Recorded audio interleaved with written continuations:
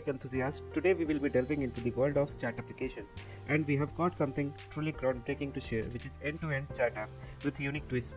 Okay, so featuring the power of Gemini Pro, large language model. So join me as we explore the incredible capabilities of Gemini Pro by transforming the way we chat and preserve those memorable moments with keep history feature.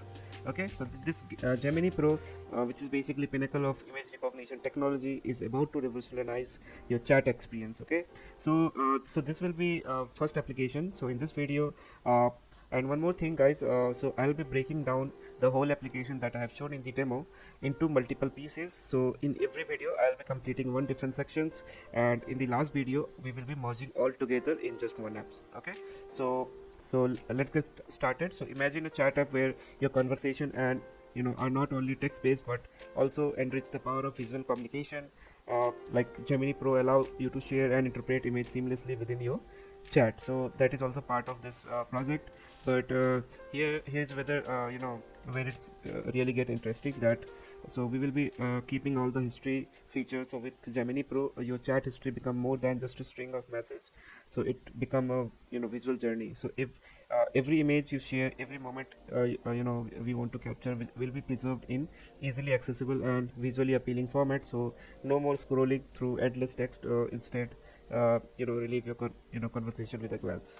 So whether you're planning an event or sharing travel experience or chatting with a friend, the end-to-end chat application take your communication to a whole new level. Okay, and the best part is the entire chat history is intelligently managed by Gemini Pro, so making it easy for you to recall, revisit, and share those shared memories.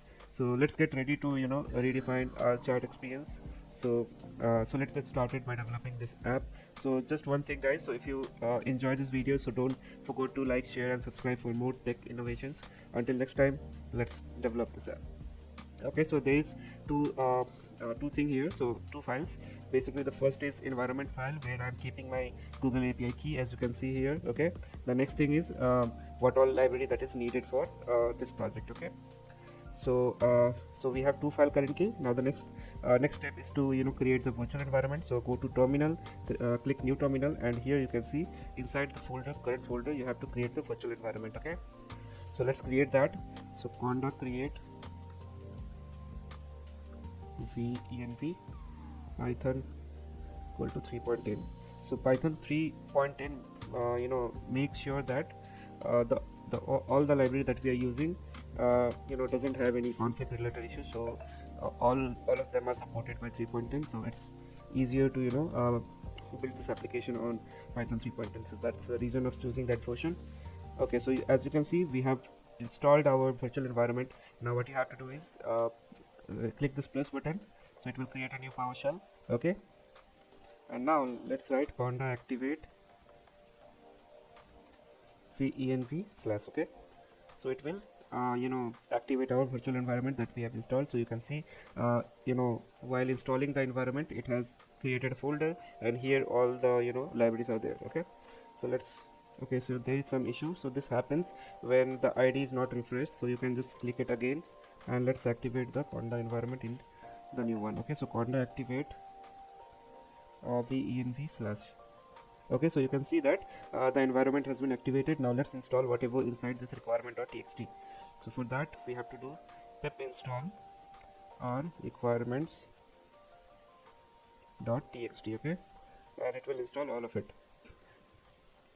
So it has started installing it. Now let's get back into the coding. So inside coding, we'll create one more new file, that is app.py file, where we will be doing all the main coding part. Okay, so let's first add what all library that we are using. So let's list it down.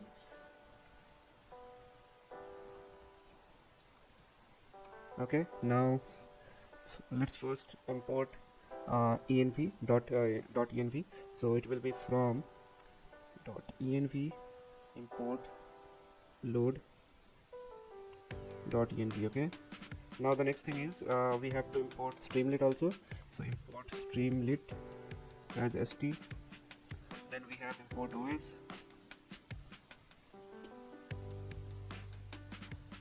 and after that generative AI. Okay, so import google.gene generative AI as GenAI. Okay, now the very first thing that we have to do is we have to load the API key and configure it with our generative AI. So let's configure that. So configuring GenAI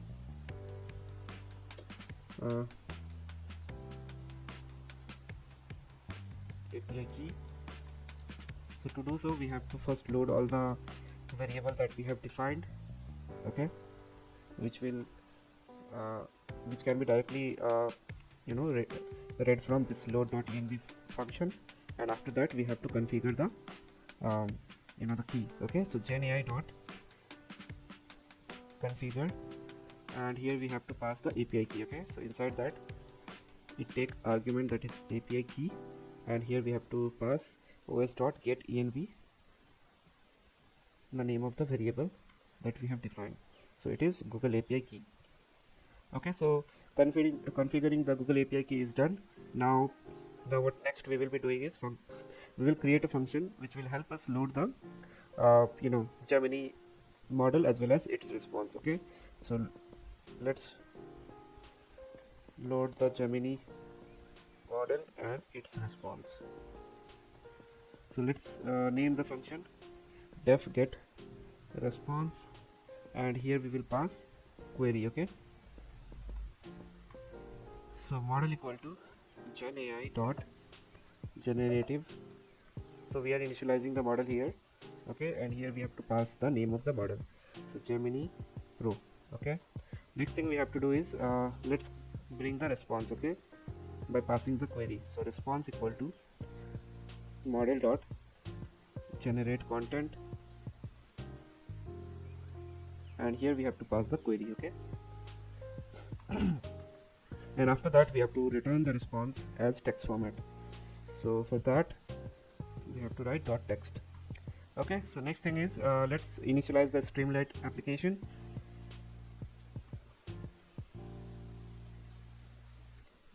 Okay, so first of all it can be initialized using set page config, and here we have to pass the page title. Okay, so page title will be, let's say, Q&A app. Okay, then let's give a header st.header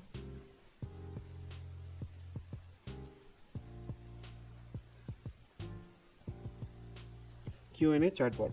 Okay, now let's create a function so that we create a session, and this will help us get the history. Okay, so since I have mentioned that we will be keeping the history, and for that we need to create the session state. So let's create a function to get or create a session state in Streamlit. Okay, so def get session state, and it will return st dot session state. Okay, so we have created that function. Now the next thing we have to do is we have to initialize the history list, if it is not already present. Okay, so let's create that initialize history list if not already present. Okay, so session state will be this particular function. Okay, so we have created the session. So if history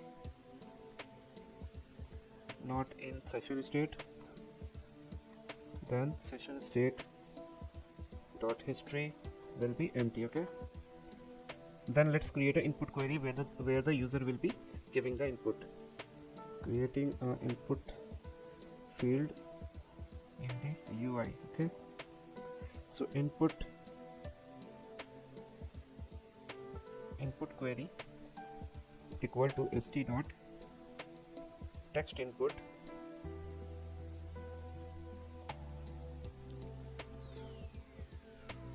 key equal to input. Okay, and after that we need to create a button also. Let's create a button for submit. Okay, so submit equal to st dot button ask question. Okay, now the next thing will be so what happens when a user clicks the submit button. Okay, so let's write the code for that.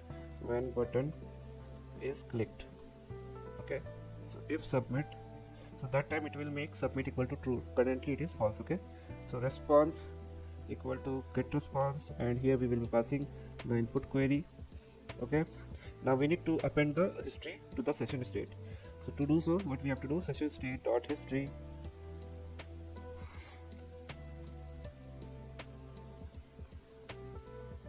So session state dot history dot append. Here we have to create a dictionary. Okay, so first will be query, the question that a user will be asking.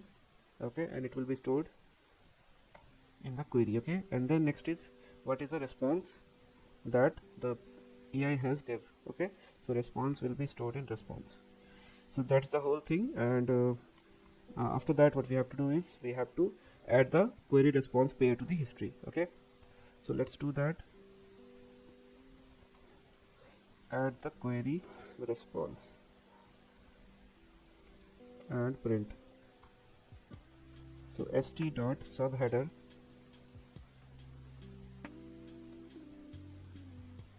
let's say AI bot. Okay, and after we have to write the output. So output is in response. Okay, so as you can see, so we have almost our app is almost ready. So let's save it and let's run this whether it is working or not. So let's save it, and to run this application we have to write streamlit app run app.py. Okay, so it is running now. It will redirect to your default browser and it will open the local host. Okay, so as you can see, it is loading.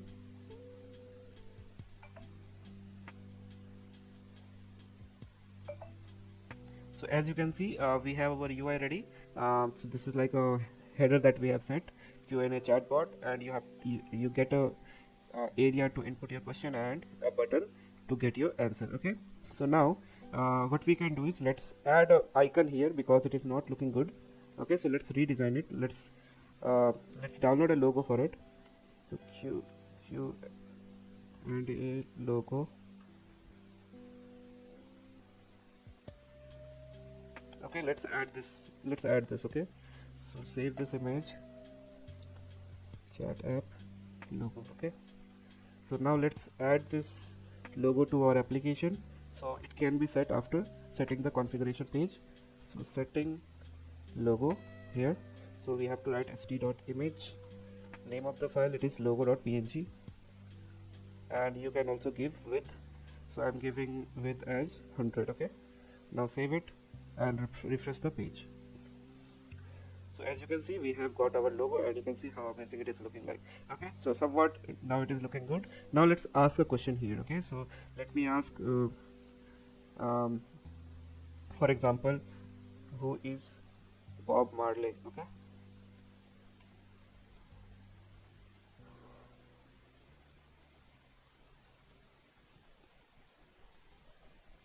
okay, so it has written that Bob Marley is a Jamaica singer, and which is truly correct. Okay, now let's ask him another question. Who was the winner of World Cup 2011? Cricket World Cup 2011. Okay, so you can see, right? I mean, after asking the question, the previous question went away, which means that it is not keeping the history. Okay, so the answer is correct. It was India. Okay, so let's check what went wrong. Okay, why it is not showing the history? It is because we are not actually capturing, I mean displaying the history. So we have created the state, but we haven't wrote the code to actually display it. Okay, so let's write the code for it. So to write it, we need to use the subheader. So display history. So let's use st dot subheader. So it will show that this is the history. Okay, history. Okay, now we have to write for entry in session state dot history st dot write query, what was the query, okay, and then the query, okay, entry of query, and then same response. So I'm copying pasting it, response, it will be again response, okay, and then let's give a hyphen so that we will know that where the separation is happening, okay.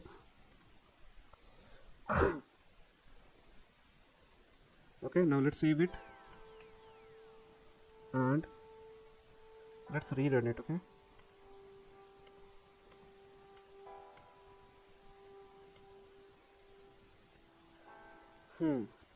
So it will be streamlit run app.py. Okay, so as you can see it is running, so let's delete that. Okay, so we have our Q&A chatbot ready. Now let's ask the question again, okay. So what we have asked, who was the winner of Cricket World Cup 2011, okay. So you can see that there is a new section which is created that says it is history, okay. So you can see now it is storing the history and as well as showing it to us, okay. So now let's ask another question, okay. Let the question be same. Let's change the year, okay, 2023. Now you will see that there is multiple history, okay. So first we have asked this question, then we have asked this question, and this was the response, okay. So as you can see, the bot is saying that World Cup 2023 has not happened, so I can't provide the winner, which is correct, okay. So you keep on asking, it will keep on storing the history, okay. Now there is one more thing that I do not like is, so the visibility that it is showing, it is not very attractive. So let's say you ask what is LLM, okay. So you will see it will return a text of, let's say, 500 word.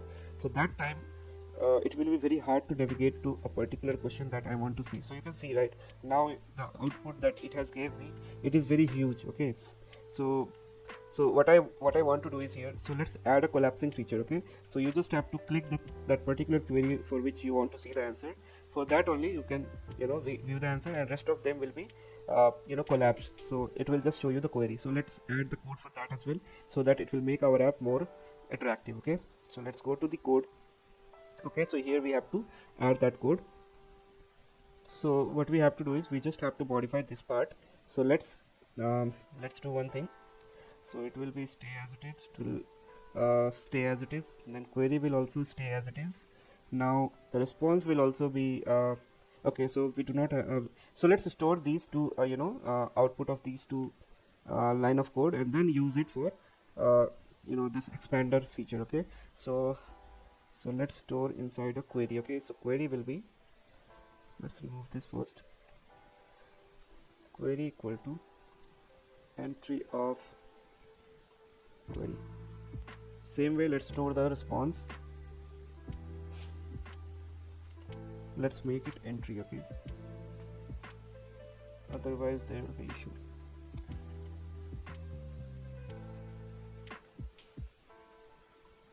Okay, so we have stored our query and response. Now with the help of Streamlit expander, we can achieve what we have talking in the previous 30 seconds. So expander, and here we have to pass the query, okay.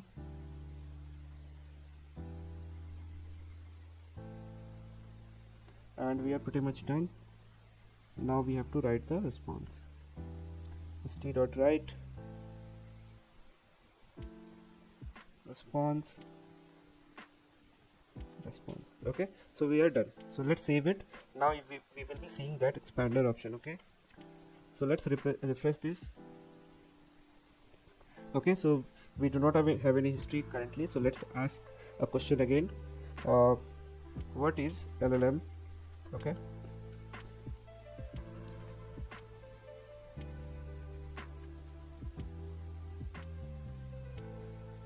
Wow, wonderful. So let's ask a new question. What is NVIDIA, okay. Now you can see how wonderful it is looking. So you do not have to see all that text that you were seeing in the previous moment.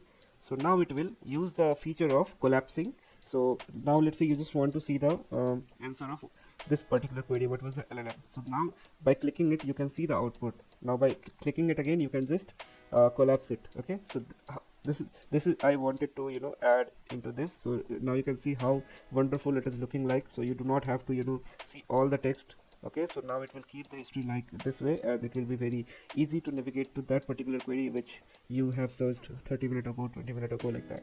Okay, so I hope you have liked this video. So in the next video I'll be attaching one other option that is that will be related to image.